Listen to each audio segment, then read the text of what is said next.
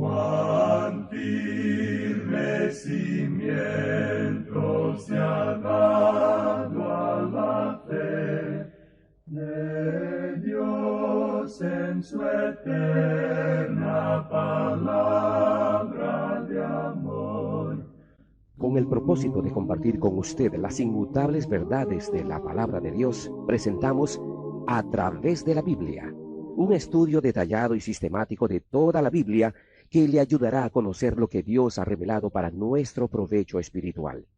Estos estudios bíblicos fueron diseñados y elaborados por el Dr. J. Vernon McGee, versado maestro de la Biblia, quien dedicó la mayor parte de su vida a la enseñanza clara y sencilla de la palabra de Dios. Acompáñenos, pues, mientras avanzamos en nuestro recorrido a través de la Biblia. Cuán firme cimiento la palabra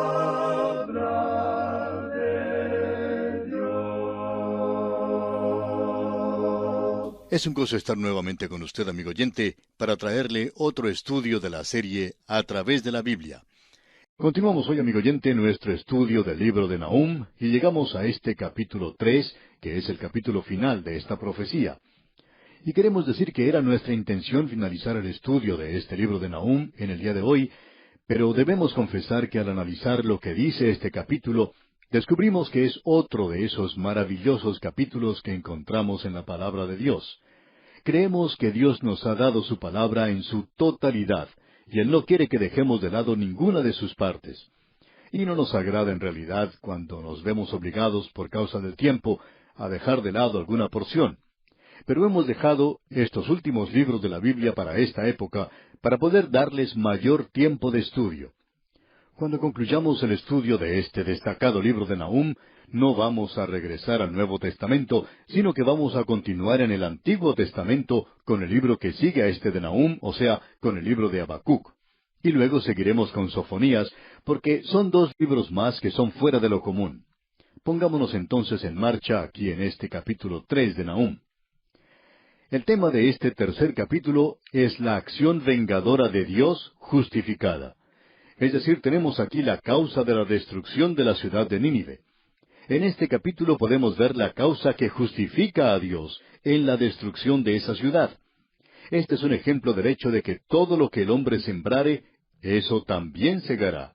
Eso es cierto de cualquier nación. Usted puede ver que Dios trata no solo con personas, sino con las naciones en muchas maneras, de forma muy similar. Ahora notemos lo que tenemos en el primer versículo de este capítulo 3. Tenemos aquí un cuadro que describe la condición interna de la ciudad. Es una ciudad llena de mentira, lo que señala la cultura de esa ciudad. También ellos tenían esclavos, como veremos en estos dos versículos ahora. Debemos señalar el hecho de que muchos críticos literarios han encontrado en el capítulo 3 de Nahum una de las descripciones más vívidas de la destrucción de la ciudad que uno se pueda imaginar. Y usted no va a encontrar en ninguna otra parte un lenguaje más descriptivo que el que se encuentra aquí. Leamos pues los primeros dos versículos de este capítulo 3 de Nahum. Ay de ti, ciudad sanguinaria, toda llena de mentira y de rapiña, sin apartarte del pillaje. Chasquido de látigo y fragor de ruedas, caballo atropellador y carro que salta. El cuadro que tenemos aquí es muy vívido, por cierto. Es una ciudad sanguinaria. Nínive es la capital de Asiria. Y esta nación era conocida en el mundo antiguo como una nación muy brutal, muy sanguinaria. Eran muy temidos y sembraban el terror en todas partes. Y eso lo sentían todas las naciones vecinas, como hemos dicho anteriormente. Y cuando alguna ciudad se encontraba en el camino del ejército de los asirios, que pasaba como un huracán, aunque se movían lentamente, pero devoraban todo lo que se encontraba a su paso, cuando ellos se acercaban, una comunidad entera, todo un pueblo se suicidaba en lugar de caer en sus manos. No vamos a entrar en demasiados detalles aquí, aparte de decir que aquí se nos presenta una descripción vívida de lo que era esa ciudad, una ciudad llena de mentiras. Creemos que esta descripción puede darse a muchos países en el presente. La mayoría de ellos proporciona muy poca información, pero a sus habitantes se les da demasiada propaganda. Y eso no solo corresponde a la capital de cada país y a los medios noticiosos, sino que proviene de todas partes. En realidad, aún las noticias son propaganda, inclusive lo que informa el gobierno central. No interesa cuál partido político se encuentre en ese instante ocupando el poder. Es muy difícil descubrir la verdad en todas las propagandas que se nos presenta. Y lo que se necesita en el presente, amigo oyente, es la verdad. Una de las razones por la cual Dios juzgó a esta ciudad de Nínive, amigo oyente, es porque estaba llena de mentiras y de rapiña. Y en el día de hoy, usted sabe muy bien que las cosas en su casa no están muy seguras. No es de sorprenderse, pues, que cuando uno viaja por diferentes países, en diferentes ciudades, puede ver las casas que tienen rejas en sus ventanas. Las puertas tienen seguro y candado como si fuera un banco. Sin embargo, esa es la costumbre en todas las casas, para cuidarse de los ladrones. Y aún así, decimos que vivimos en una nación o en naciones donde sus habitantes respetan las leyes y el orden público. No obstante, podemos ver que la realidad es muy otra, por cierto. ¡Qué descripción más acertada de nosotros en el presente, amigo oyente! Es como si hubiéramos preguntado a Nahum, ¿de quién estás hablando? ¿De nosotros? Porque estaba presentando una descripción muy clara de Nínive, pero es un cuadro que nos describe muy claramente a nosotros y a nuestras propias naciones. Como ya hemos visto, este pequeño libro y también el libro de Jonás revelan que Dios trata con las naciones gentiles. Él lo hizo en el Antiguo Testamento, y el gobierno de Dios, amigo oyente, actúa en el gobierno del hombre en el presente. Y Dios controla hoy el pecado del hombre. Él puede controlar una nación. Y usted puede observar a través de la historia, amigo oyente, grandes civilizaciones, una detrás de la otra, derrumbándose y desapareciendo en el polvo de los siglos. ¿Por qué? Porque Dios las juzgó, amigo oyente. Esa es la razón. Y nosotros no somos algo especial de Dios. Pensamos que lo somos. Y que de alguna manera vamos a escapar y vamos a salirnos con la nuestra. Pero, amigo oyente, eso no va a suceder. Tenemos una seguridad que puede ser falsa porque Dios es quien derriba a las grandes naciones. Y Él las derriba como ha dicho aquí. En el siguiente libro vamos a ver algo, nuestros ojos serán abiertos a algo que, según pensamos nosotros, debería alarmarnos en el presente. Pero notemos esto ahora. Él da una descripción muy vívida de estos carros. Se parecen a tanques. Eran los tanques de guerra del mundo antiguo. Estos entraban a la ciudad, y cuando entraban, el chasquido del látigo podía oírse por todas partes. El que guiaba el caballo hacía sonar ese látigo, y uno podía escuchar el resonar, el retumbar de las ruedas sobre las calles. Amigo oyente, uno podría escucharlos cuando ellos entraban. Fragor de ruedas, caballo atropellador y carro que salta, dice aquí. Esos carros no podían entrar, sino que estaban saltando sobre algunas cosas, especialmente cadáveres. Ahora usted puede notar que esta descripción continúa. En estos primeros 2 versículos se describe la condición interna de la ciudad.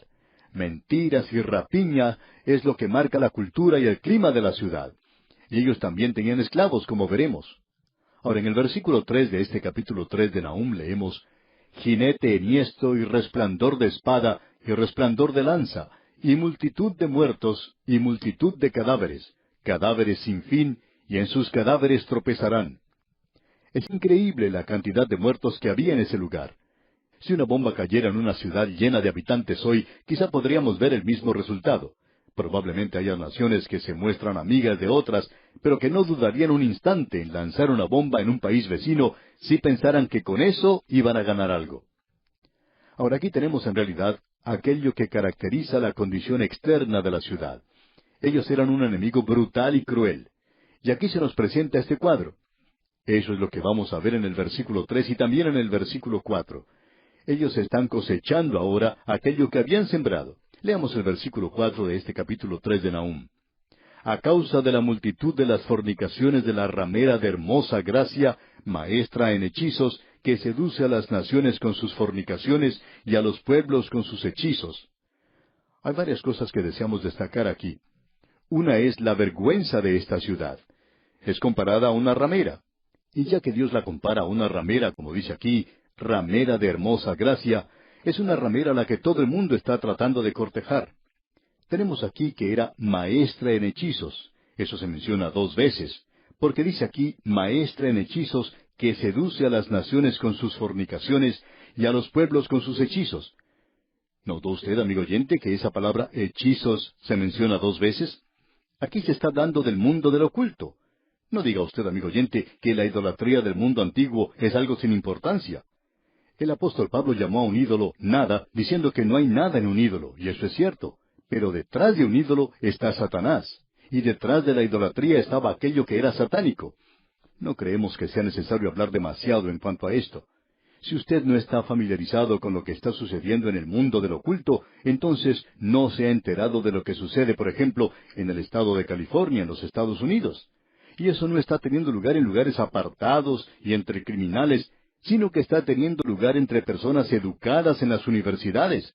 Y está teniendo lugar en las mejores zonas de las ciudades, donde llegan los hechizos, las brujerías.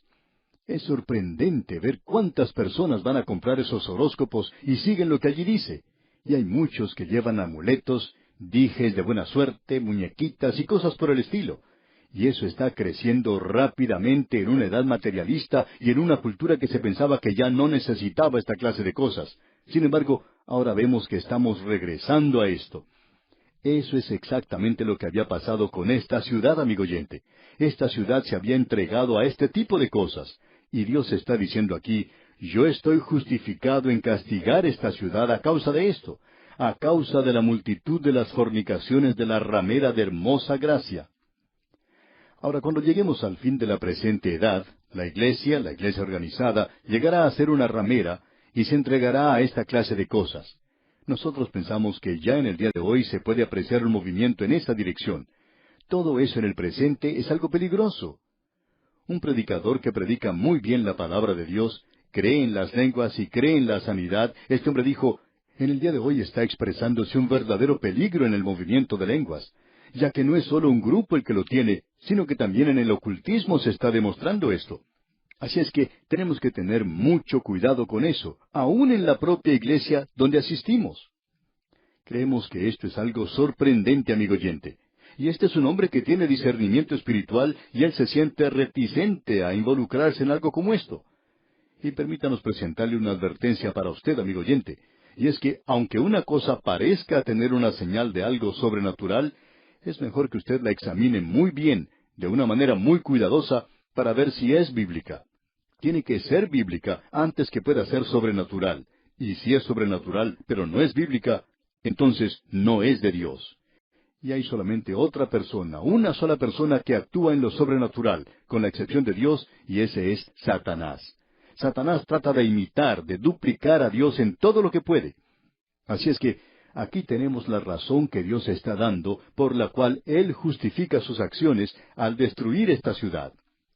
Y luego dice en el versículo 5 de este capítulo 3 de Nahum, heme aquí contra ti, dice Jehová de los ejércitos, y descubriré tus faldas en tu rostro, y mostraré a las naciones tu desnudez, y a los reinos tu vergüenza. Él dice aquí, heme aquí contra ti, dice Jehová de los ejércitos. Y esta es la segunda vez que se presenta esto. Y esto es lo que Dios dice contra Gog y Magog en los capítulos 38 y 39 de Ezequiel, y creemos que se refiere, como ya dijimos, a la nación de Rusia. Eso está claramente indicado y no deja lugar a duda. Hace un tiempo atrás, quizá no aceptaríamos una expresión como esta, de que estos capítulos se referían a esa nación.